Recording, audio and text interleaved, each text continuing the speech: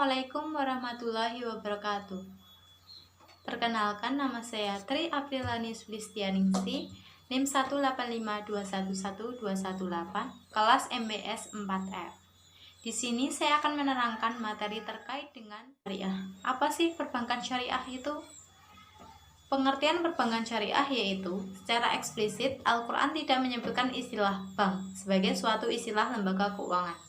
Tetapi yang dimaksud adalah sesuatu yang memiliki unsur-unsur yang memiliki konotasi fungsi yang dilaksanakan oleh peran tertentu dalam kegiatan ekonomi, seperti struktur, manajemen, fungsi, hak, dan kewajiban. Maka dengan jelas disebutkan istilah-istilah seperti zakat, sedekah, ghanimah atau harta rampasan, perang, bai atau jual beli, dain atau utang dagang, dan mal atau harta, dan sebagainya.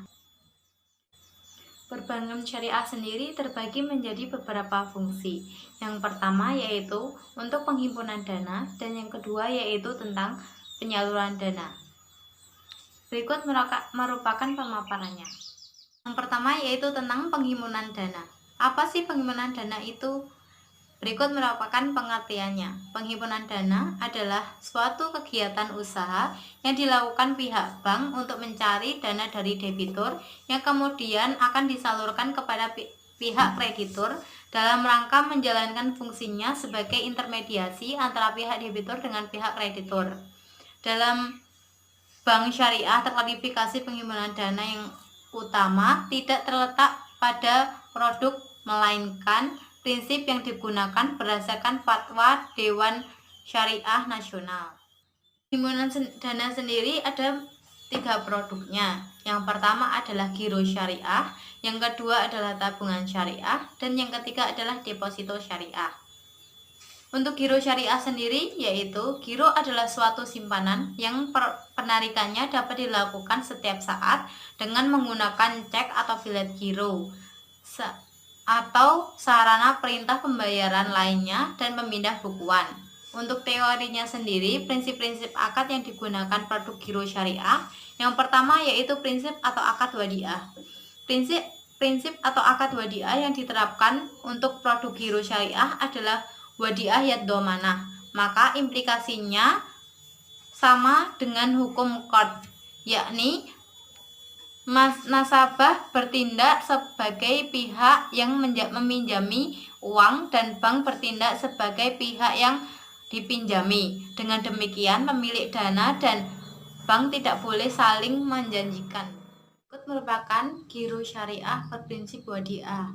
Yang pertama yaitu akad wadiah antara kedua belah pihak, yang kedua yaitu setoran awal dari nasabah untuk bank, yang ketiga adalah mutasi giro, yang keempat adalah polling fund, yang kelima adalah penyaluran pembiayaan antara bank dengan pengelola, yang keenam adalah pendapatan bank dari pengelola ke bank, dan yang ketujuh yaitu dapat diberikan imbalan atau bonus namun tidak boleh diperjanjikan. Prinsip dari giro syariah yang kedua yaitu prinsip atau akad mudharabah. Prinsip atau akad mudharabah pada giro syariah mempunyai 2 bentuk, yaitu yang pertama adalah mudharabah mutlaqah dan yang kedua yaitu mudharabah muqayyadah. Yang menjadi perbedaan antara keduanya yaitu terletak pada ada atau tidaknya persyaratan yang diberikan ke pemilik dana dalam mengelola hartanya, baik dari sisi tempat, waktu, maupun objek investasinya. Dalam hal ini, bank syariah bertindak sebagai mudharib, sedangkan nasabah bertindak sebagai sohibul mal. Berikut merupakan penjelasannya. Berikut ini merupakan skema dari prinsip mudharabah. Yang pertama adalah akad mudharabah antara keduanya, yang kedua adalah setoran awal dari nasabah ke bank, yang ketiga adalah mutasi giro, yang keempat adalah polling fund, yang kelima adalah penyaluran pembiayaan antara bank dengan pengelola, yang keenam adalah pendapatan yang dibagikan dari pengelola untuk bank, dan yang ketujuh adalah distribusi bagi hasil sesuai dengan nisbah yang telah disepakati antara bank dengan nasabah. Untuk produk dari penghimpunan dana yang kedua yaitu tabungan syariah. Tabungan adalah suatu simpanan yang penarikannya hanya dapat dilakukan menurut syarat dan ketentuan yang telah disepakatinya. Biasanya penarikan menggunakan kartu ATM maupun buku tabungan. Prinsip-prinsip atau akad yang digunakan untuk tabungan syariah ada dua. Yang pertama yaitu tabungan wadiah. Tabungan wadiah adalah tabungan dengan skema titipan atau dengan kata lain uang titipan kepada bank syariah. Tabungan ini bebas diambil setiap saat ketika sang pemilik tabungan membutuhkan dana. Akad wadiah dalam tabungan syariah dibagi menjadi dua. Yang pertama adalah wadiah amanah yang bank tidak boleh menggunakan uang dalam tabungan atau dikelola oleh bank.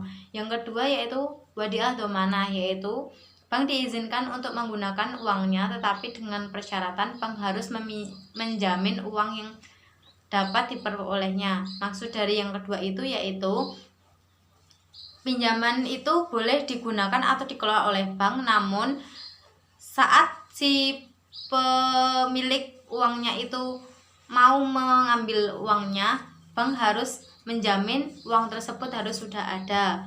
Untuk ketentuan tabungan wadiah, yang pertama bersifat titipan, yang kedua adalah on calling, yang ketiga yaitu keuntungan dan kerugian dari penyaluran dana wadiah menjadi hak milik atau tanggung jawab dari bank, dan yang keempat adalah tidak adanya imbalan atau bonus yang dipersyaratkan di awal. Berikut merupakan skema dari tabungan berprinsip wadiah. Yang pertama yaitu akad wadiah, yang kedua yaitu setoran awal dari nasabah untuk bank, yang ketiga yaitu setoran tabungan, yang keempat adalah polling fund, yang kelima adalah penyaluran pembiayaan antara bank ke pengelola, yang keenam yaitu pembiayaan dari pengelola untuk bank, yang ketujuh yaitu dapat diberikan imbalan atau bonus namun tidak boleh diperjanjikan di awal, yang kedelapan adalah penarikan tabungan. Untuk prinsip dari tabungan syariah yang kedua yaitu ada prinsip atau akad mudharabah.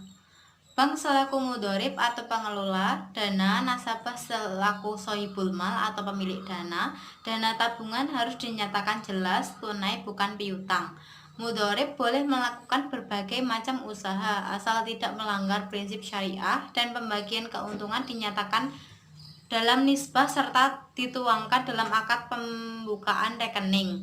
Bank tidak diperkenankan mengurangi nisbah keuntungan nasabah tanpa persetujuan nasabah tersebut. Berikut ini merupakan skema dari prinsip mudharabah. Untuk yang pertama yaitu akad mudharabah, yang kedua setoran awal dari nasabah untuk bank, yang ketiga yaitu mutasi tabungan, yang keempat ada polling fund, yang kelima ada penyaluran pembiayaan bank untuk pengelola, yang keenam adalah pembagian yang harus dibagi, yang ketujuh yaitu distribusi berhasil sesuai nisbah yang telah disepakati di awal. Produk penghimpunan dana yang ketiga yaitu ada deposito syariah. Deposito adalah simpanan yang penarikannya hanya dapat dilakukan pada waktu tertentu dengan akad yang dilakukan antara pemilik dan sebagai sahibul mal dengan pihak bank sebagai pengelola dana atau yang disebut dengan mudharib untuk mengelola dana yang ada dan akan mendapatkan keuntungan yang nantinya akan dibagi sesuai dengan nisbah yang sudah disepakati. Berikut merupakan teorinya. Akad dalam deposito ada dua, yaitu mudharabah mutlaqah dan juga mudharabah muqayyadah.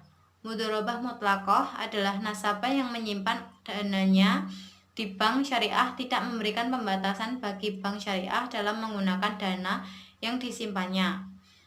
Bank syariah bebas untuk menetapkan akad seperti apa yang akan nantinya akan dipakai ketika menyalurkan pembiayaan, kepada siapa pembiayaan itu disalurkan, usaha seperti apa yang harus dibiayai, dan lain-lainnya. Berikut merupakan skema dari deposito mudharabah mutlaqah. Yang pertama yaitu akad mudharabah, yang kedua adalah setoran deposito, yang ketiga adalah polling fund, yang keempat adalah penyaluran pembayaran antara nasabah ke pengelola, yang kelima adalah pendapatan yang akan dibagikan, yang keenam yaitu distribusi bagi hasil sesuai nisbah yang telah disepakati di awal, dan yang ketujuh adalah pencairan deposito. Prinsip yang kedua yaitu mudharabah muqayyadah.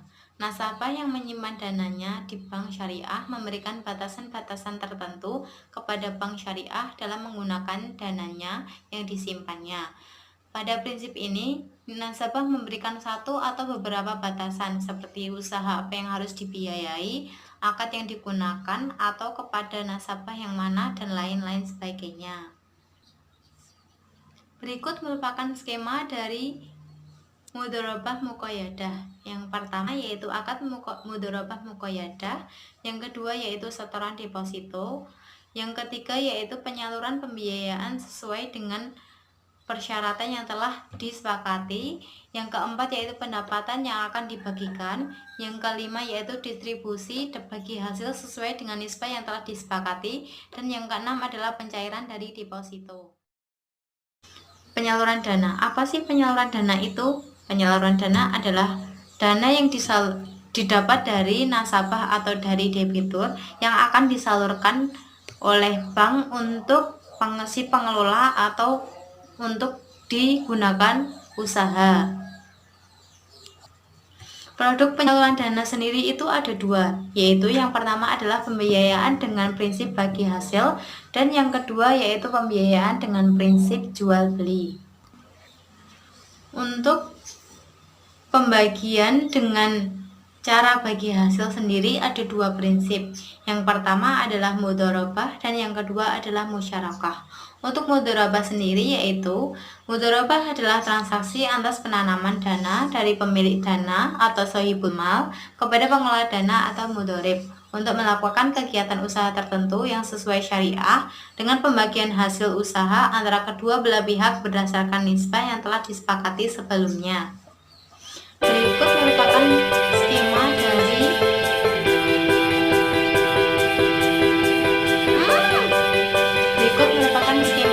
akad mudharabah yang terjadi antara bank syariah dengan kontrak penyewaan mobil. Yang pertama yaitu bayar sewa kepada perusahaan. Yang kedua yaitu negosiasi dan persyaratan nasabah butuh modal kerja 75 unit mobil.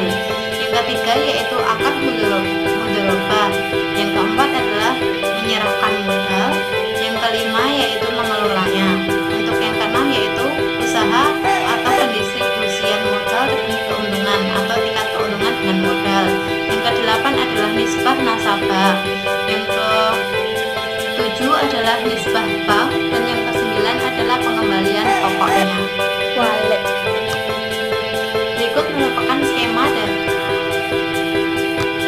Berikut merupakan skema dari akad mudharabah yang terjadi antara bank syariah dengan kontrak penyewaan mobil. Yang pertama dilakukan adalah bayar sewa antara perusahaan ABC dengan nasabah. Yang kedua yaitu negosiasi dan persyaratan nasabah butuh modal kerja 75 unit mobil. Untuk yang ketiga yaitu akad mudharabah. Yang keempat adalah menyerahkan modal, yang kelima adalah mengelolanya, dan yang keenam adalah pendistribusian modal dan keuntungan.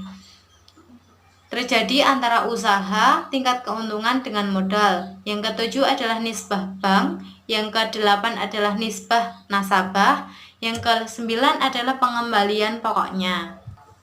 Akad yang berikutnya yaitu tentang akad musyarakah. Apa sih akad musyarakah itu?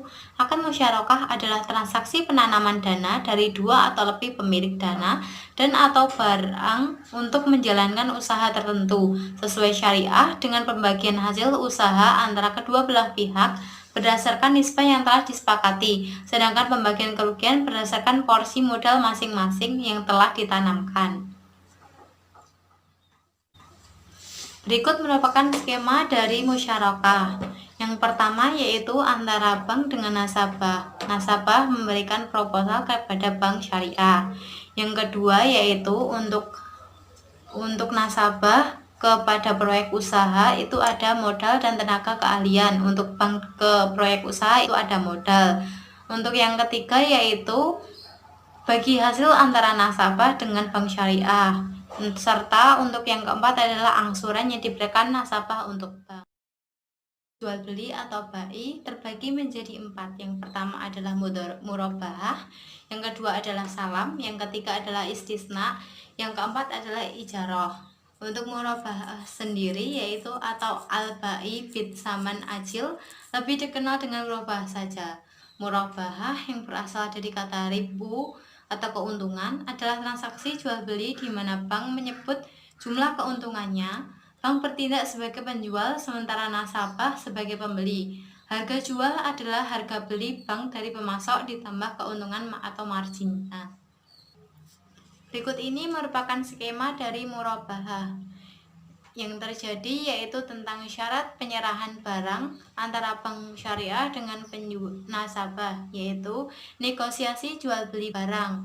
Yang kedua adalah barang ada saat akad diserahkan kepada pembeli. Untuk yang ketiga sendiri yaitu pembayaran sesuai dengan kesepakatan, baik tunai maupun tangguhan. Untuk akad yang kedua atau pembiayaan yang kedua yaitu tentang pembiayaan salam. Salam adalah transaksi jual beli di mana barang yang diperjualbelikan belum ada. Oleh karena itu, barang diserahkan secara tangguh sementara pembayaran dilakukan tunai dan bertindak sebagai pembeli sementara nasabah sebagai penjualnya. Berikut merupakan skema dari salam. Yang pertama yaitu yang terjadi dengan bank dengan pembeli. Yang pertama adalah negosiasi dan persyaratan yang diberikan antara bank dengan pembeli. Yang kedua yaitu akad jual beli atau pemesanan yang pembayarannya harus 100% harga. Untuk yang ketiga terjadi dengan bank dan penjualnya, yaitu negosiasi dan persyaratan. Untuk yang keempat yaitu akad jual beli atau pemesanan, pembayaran 100% harga. Untuk proses yang kelima sendiri yaitu pengadaan barang atau menanam. Untuk yang keenam adalah panen, sementara untuk yang ketujuh yaitu kirim barang dan dokumen. Untuk yang ke-8 terjadi dengan bank dan pembeli yaitu kirim barang dan dokumen. Akad jual beli yang berikutnya yaitu tentang istisna. Istisna menyerupai produk salam, tapi dalam istisna pembayarannya dapat dilakukan oleh bank dalam beberapa kali atau termin pembayaran. Skim istisna dalam bank syariah umumnya diaplikasikan pada pembiayaan manufaktur dan konstruksi. Ketentuan umum pembiayaan istisna adalah spesifikasi barang pesanan harus jelas, macam, ukuran, mutu, dan jumlahnya. Harga jual beli yang telah disepakati dicantumkan dalam akad istisna dan tidak boleh berubah selama berlakunya akad. Jika terjadi perubahan dan kriteria pemesanan dan terjadi perubahan harga setelah akad ditandatangani, seluruh biaya tambahan tetap ditangguhkan kepada nasabah. Berikut merupakan skema dari istisna yang terjadi antara nasabah dengan bank. Yang pertama adalah negosiasi, yang kedua adalah akad istisna, dan yang keempat adalah bayar uang muka. Untuk yang terjadi dengan kontraktor dan nasabah yaitu yang pertama adalah negosiasi, yang kedua adalah akad istisna, dan yang ketiga adalah bank garansi. Untuk yang keempat sendiri adalah pengerjaan proyek yang telah disepakati antara nasabah dengan bank maupun bank dengan kontraktor. Untuk proses yang kelima adalah serah terima proyek dari kontraktor untuk ke bank. Untuk proses yang keenam yaitu kembalinya bank garansi dari ke bank untuk kontraktor. Sementara untuk yang ketujuh yaitu pembayaran 4,5 miliar dari bank untuk kontraktor. Untuk yang ke-8 adalah bayar angsuran dari nasabah untuk bank. Untuk akad atau produk yang terakhir yaitu ijarah. Ijarah adalah akad pemindah hak guna atas barang atau jasa melalui pembayaran upah sewa tanpa diikuti dengan pemindahan kepemilikan atas barang tersebut. Bentuk pembiayaan ini merupakan salah satu teknik pembiayaan ketika kebutuhan pembiayaan investor untuk membeli aset terpenuhi dan investor hanya membayar sewa pemakaian tanpa harus mengeluarkan modal yang cukup besar untuk membeli aset tersebut. Berikut merupakan skema yang harus ditetapkan. Skema dari ijarah yang pertama yaitu permohonan pembiayaan ijarah, yang kedua yaitu menyewa atau membeli objek ijarah. Sementara yang ketiga yaitu akad pembiayaan ijarah. Untuk yang keempat sendiri adalah ijarah atau objek ijarah. Untuk keterangan dari ijarah mutahiyah bitamlik adalah sejenis perpaduan antara kontrak jual beli dengan sewa, lebih tepatnya akad sewa yang diakhiri dengan kepemilikan barang di tangan si penyewa. Sifat pemindah kepemilikan ini pula yang membedakan dengan ijarah biasanya. Untuk skemanya sendiri ada beberapa, yaitu skema dari ijarah tersebut yaitu yang pertama adalah pesanan objek sewa, yang kedua yaitu pembelian objek sewa, yang ketiga yaitu akad IMB, yang keempat adalah bayar sewa dari nasabah untuk bank, yang kelima yaitu tentang alih kepemilikan. Baik, itu tadi merupakan pemaparan materi terkait dengan bank syariah. Cukup sekian materi yang bisa saya sampaikan. Apabila ada salah kata, saya mohon maaf. Wassalamualaikum warahmatullahi wabarakatuh.